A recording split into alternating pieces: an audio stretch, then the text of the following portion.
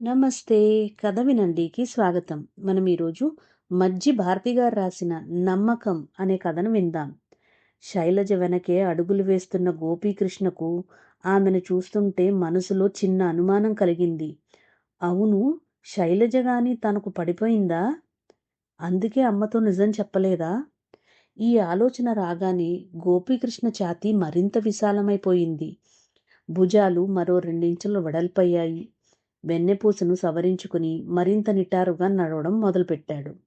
శైలజ తనకు పడిపోయిందన్న ఊహ రాగానే మరింత హుషారుగా ఈలవేస్తూ నడవసాగాడు.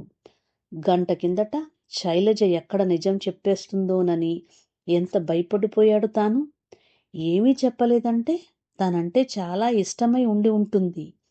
గంట కిందట తన ఇంట్లో జరిగిన విషయం గుర్తుకొచ్చింది గోపీకృష్ణకు. ఏదో పేరంటానికని వెళ్ళిన అమ్మ తిరిగి రావడం తెలుస్తూనే ఉంది. తలుపులు తెరిచిన శబ్దం అవుతుంటే పక్క మీద నుండి లేవబోయేంతలో లోపలికి రామ్మా, ఇలా వచ్చి కూర్చో అమ్మ మాటలు వినిపించాయి. పేరంటం నుండి వస్తూ అమ్మ ఎవరినో వెంట తీసుకువచ్చిందని తెలుస్తూనే ఉంది. బయటకు వెళ్ళాలా వద్దా అని ఆలోచించుకునేంతలో మా అబ్బాయి అని చెప్పుకోవడం కాదు గాని చదువు తప్ప వేరే విషయం ఏదీ పట్టదు మా వాడికి.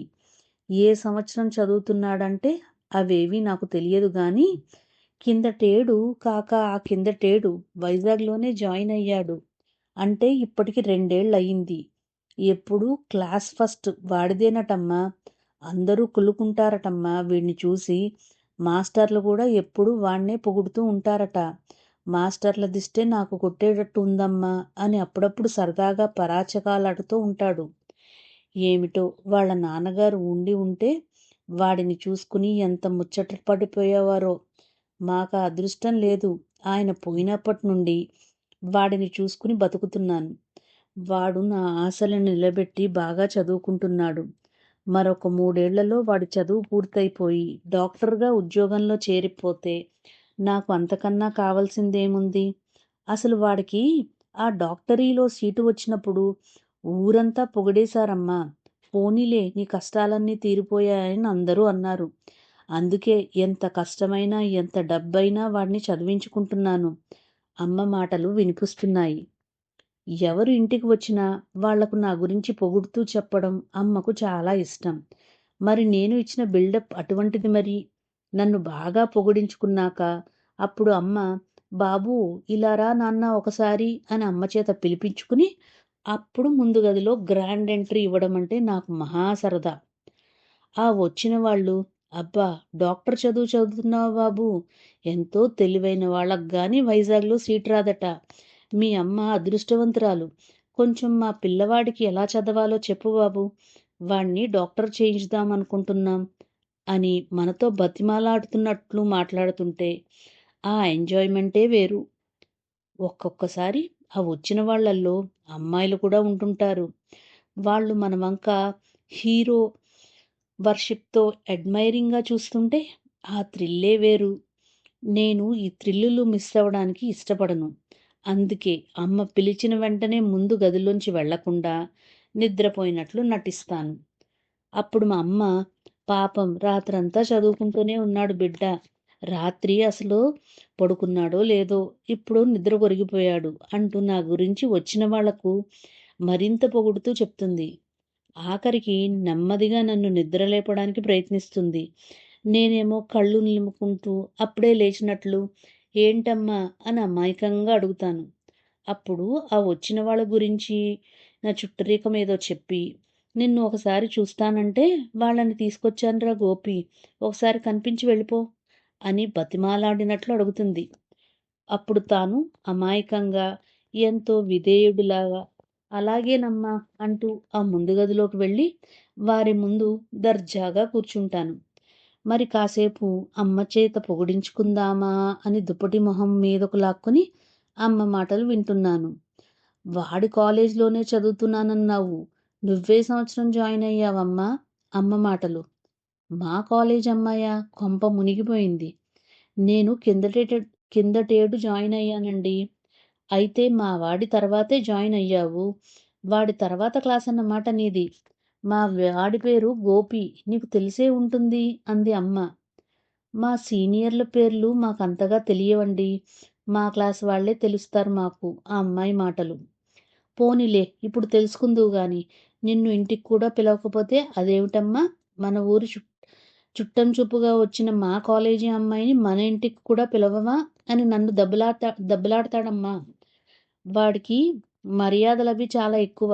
అంత చదువు ఉందని కొంచెం కూడా అహంకారం ఉండదు. ఆడపిల్లలంటే ఎంతో మర్యాదిస్తాడు చెప్పలేం. ఆడపిల్లలను కన్నెత్తు కూడా చూడడు. నీతో చెప్పకూడదు గాని నువ్వు మా పిల్లలాగే అనిపించి చెప్పేస్తున్నాను. ఏమనుకోకు. బాగా చదువుకుంటాడని మా వాడంటే అమ్మాయిలంతా పడి చస్తారట. నీ కోడల్ని ఎంచుకోవాలంటే నాకు మా చెడ్డ చిక్కు వచ్చి పడుతుందమ్మా. ఎవరిని ఎంచుకుంటే ఎవరికి కోపం వస్తుందోనని అంటాడు సరదాగా. వాడిని చూశాక నువ్వు అంటావు మీ అబ్బాయి చాలా మంచివాడండని చెప్తోంది అమ్మ. అమ్మో! అమ్మ మాటలకు అడ్డుకట్ట వేయకపోతే లాభం లేదు.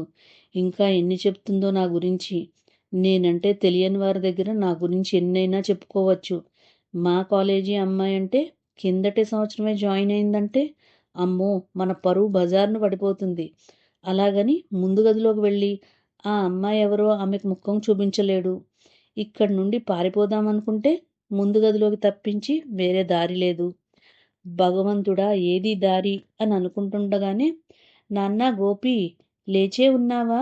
ఒకసారి ఇలా ముందు గదిలోకి రా. మీ కాలేజ్ అమ్మాయి వచ్చింది. బయటికి వచ్చి పలకరించు అంటూ అమ్మ చక్కగా వచ్చింది. ఇక వేరే దారి లేదు. గుండెలు పీచుమంటుంటే ముందు గదిలోకి వచ్చాడు తాను. ఎదురుగా తన క్లాస్మేట్ శైలజ. ముఖం ఎక్కడ పెట్టుకోవాలో అర్థం కాలేదు. అమ్మ పుట్టిల్లు గురించి మేనమామ దగ్గర నొప్పులా చెప్పుకునేది అన్నట్లయింది నా పరిస్థితి. బిక్క చచ్చిపోయి హలో అని వినిపించినట్లుగా అని తలదించుకున్నాడు తాను. అదంతా మర్యాదే అని అనుకుంటుంది అమ్మ. శైలజ ఎక్కడ అమ్మకు నిజం చెప్పేస్తుందోనని తనకు ఒళ్ళంతా చెమటలు పడుతున్నాయి. తన గుండె శబ్దం తనకే వినిపిస్తోంది. అరిచేతులు అరికాళ్ళు చల్లబడిపోయాయి. అక్కడ అమ్మ ఉంది గాని లేకపోతే శైలజ కాళ్ళు పట్టుకునేవాణ్ణేమో తను నిజం చెప్పొద్దు అని. అమ్మ ఇదేదీ గ్రహించే స్థితిలో లేదు. తన ధోరణిలో తాను ఉంది. అమ్మా, మా అబ్బాయి తెలుసు కదా, కాలేజీలో చూసే ఉంటావు.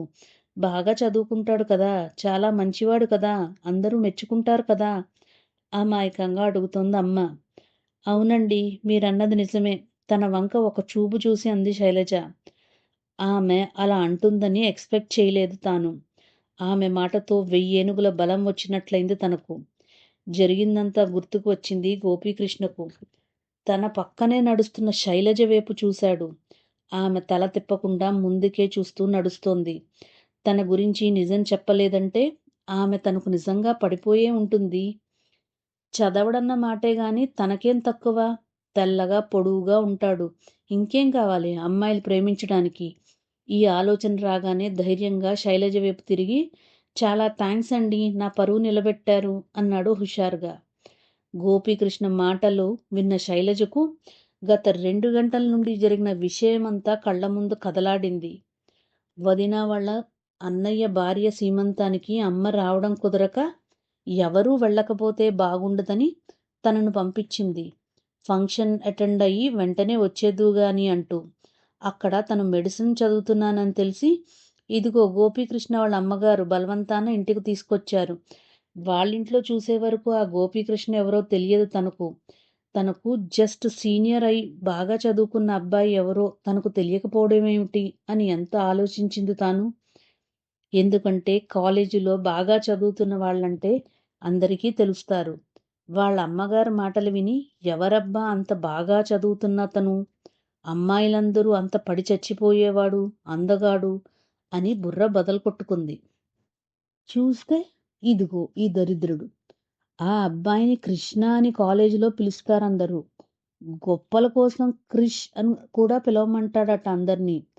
తనకి 1 ఇయర్ సీనియర్ గాని ఫస్ట్ ఇయర్లో పరీక్ష పోయి సప్లిమెంటరీలో కూడా పాస్ అవ్వక మరలా తమ బ్యాచ్తో ఎగ్జామ్ రాశాడు. జూనియర్స్తో కలిసిపోయానన్న సిగ్గు లేదు. ఒక్క సంవత్సరం పోయిందన్న బాధ లేదు. ఇప్పటికైనా బుద్ధి తెచ్చుకుని బాగా చదువుకోవాలన్న ఇంగిత జ్ఞానం కూడా లేదు. ఇలాగే ఉంటే 5 ఏళ్ళు కాదు మరో 10 ఏళ్ళైనా వీడు మెడికల్ కాలేజీని వదులుతాడా? డౌటే. చదవడం సంగతి పక్కన పెట్టు. అసలు క్లాసులకే సరిగ్గా రాడు. వస్తే అమ్మాయిల మీద వెధవ కామెంట్సు వీడు. పెద్ద అందగాడు మరి. వీడికి పడిపోతారు. వెధవ ఎర్రకోతిలాగా రంగు వాడు. పాపం వాళ్ళమ్మను చూస్తే జాలేసింది. ఎంత తాపత్రయపడుతుందో కొడుకు కోసం. ఈ కొడుకు ఇలాంటి వెధవని తెలిస్తే గుండె ఆగిపోతుందేమో ఆవిడికి. చెప్పొద్దు, నోటి వరకు వచ్చింది నిజం చెప్పేద్దామని. కానీ ఆవిడని చూస్తే నిజం చెప్పబుద్ధి కాలేదు. ఆ పాపం తానెందుకు మూట కట్టుకోవడం? వాడి పాపం పండినప్పుడే ఆవిడకు నిజం తెలుస్తుంది. అందుకే తాను నిజం చెప్పలేదు.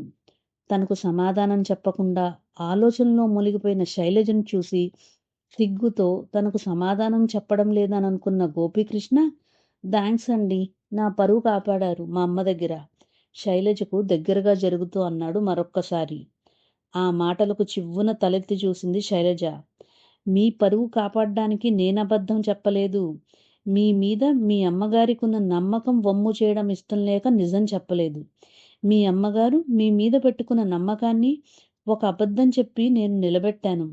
ఒక కొడుకుగా ఆమె నమ్మకాన్ని నిలబెట్టడానికి మీరేం చేస్తారో ఆలోచించుకోండి. ఇంకొక విషయం, ఈరోజు సాకుగా చూపి నాతో మాట్లాడడానికి ఎప్పుడూ ప్రయత్నించకండి. అబద్ధాలు చెప్పేవాళ్ళంటే నాకు పరమ అసహ్యం. ఈ మాటల్ని వడివడిగా ముందుకు వెళ్ళిపోయింది శైలజ.